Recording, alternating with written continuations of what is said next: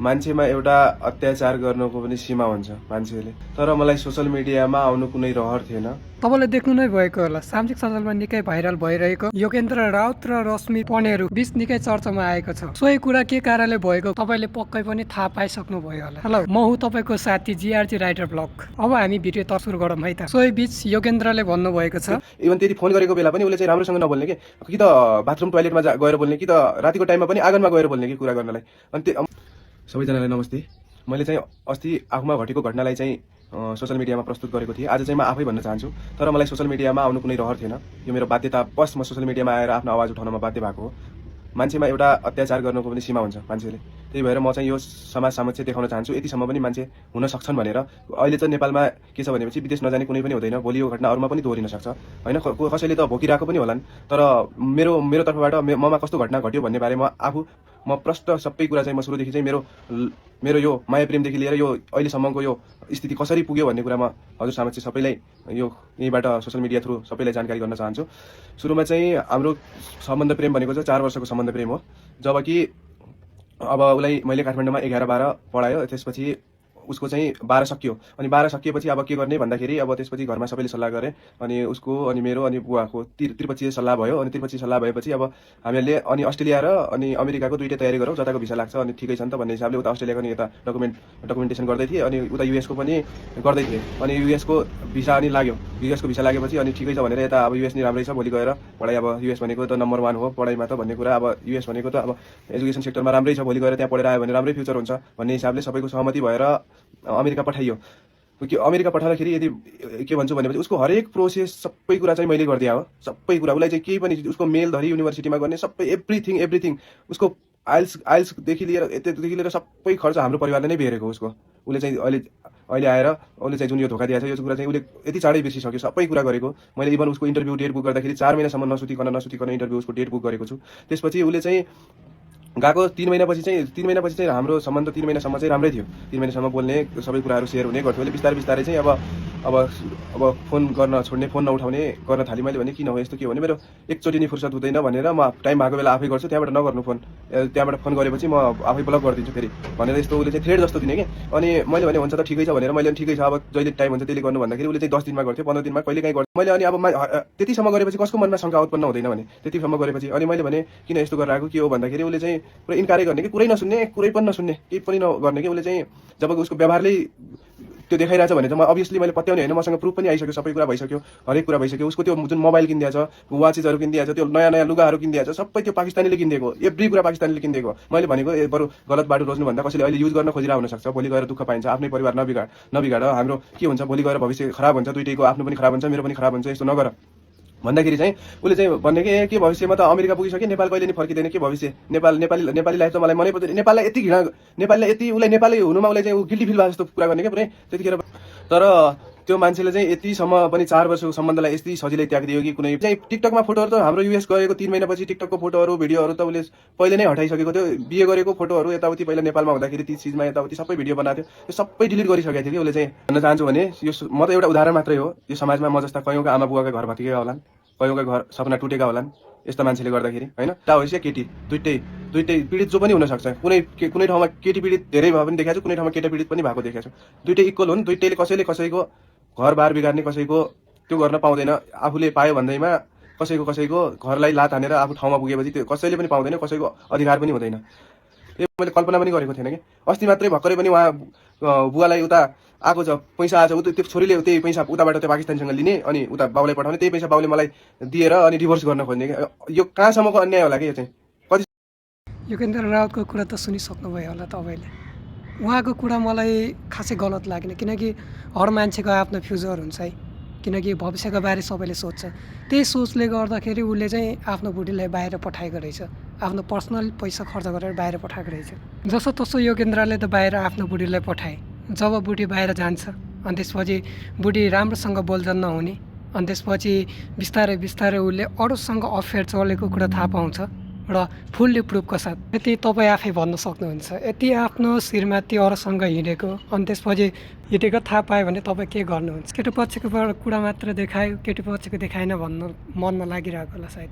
केटी पक्षको कुरा पनि सुन्नु है त। सबैतिर फेसबुकतिर टिकटकतिर के कुरा भइरहेको छ भन्दाखेरि चाहिँ म यहाँ अमेरिकामा केटासँग लिभिङ टुगेदरमा बसिरहेको छु, त्यो पाकिस्तानी केटासँग यहाँ हामी दुईजना सँगै अपार्टमेन्टमा बसिरहेछौँ भन्ने कुरा छ, जो कुरा सत्य होइन।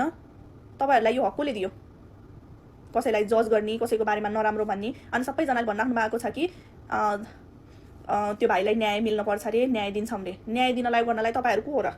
जज छ त, कोर्ट छ त, उनीहरू भएको के फाइदा? नि तपाईँहरूले नै न्याय दिने भए, सबै डिसिजनहरू तपाईँहरूले नै बनाउने भए त के हुन्थ्यो र? मेरो इमेज छैन, ऊ छैन, मेरो इज्जत छैन?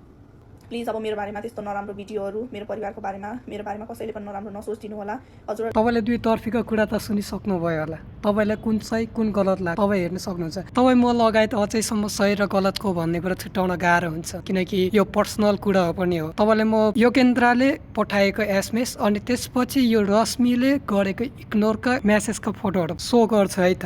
उनीहरू बीच दुईजना कुराकानीको गरेको अनुसार हेर्न सक्नुहुन्छ। योगेन्द्रले पठाएको एसएमएसहरू सरासर इग्नोर गरेको देखिन्छ र गरेको कलहरू पनि रिसिभ नगरेको देखिन्छ। अनि सोही आफूले जति खर्च गरेको छ, जति खर्च गरेर बाहिर पठाएको छ, सोही रकम योगेन्द्रले मागेको भोइस रेकर्ड पनि छ, त्यो तपाईँलाई म अन्त्यमा सेयर गर्नेछु। तपाईँले यही एसएमएसहरूलाई हेर्न सक्नुहुन्छ।